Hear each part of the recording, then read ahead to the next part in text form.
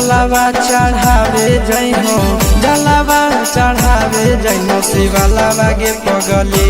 गौरा मैया के सैया से मंगी होई है पगलावा गे पगली। गौरा मैया के सैया से मंगी होई है पगलावा गे पगली।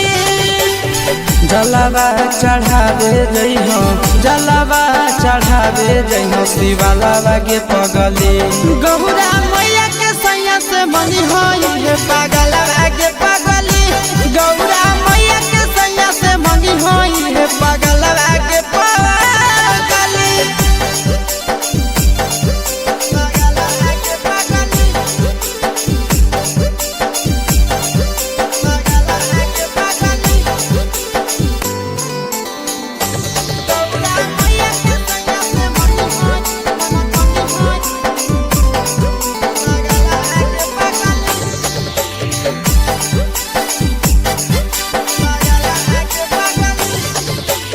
सावन में कदी है भोले बाबा के धयानावा।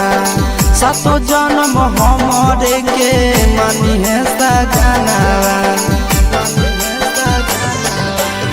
सावन में कदी है भोले बाबा के धयानावा। सातो जन्म हमरे के मानी है सजनावा। पूजी हो चरनिया, पूजी हो चरनिया मतवालावा के पगली। गौरा मैया के सैया से मंगी है पगला आगे पगली। गौरा मैया के सैया से मंगी है पगला आगे पगली।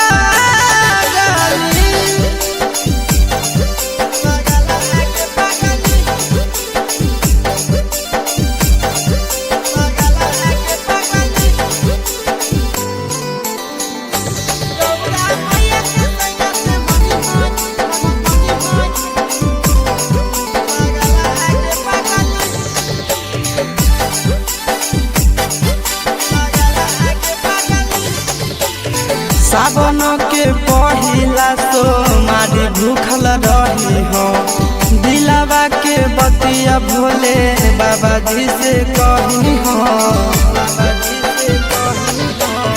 सावन के पहिला सोमारी भूखल रही हो, दिलावा के बतिया भोले बाबा जी से कही हो।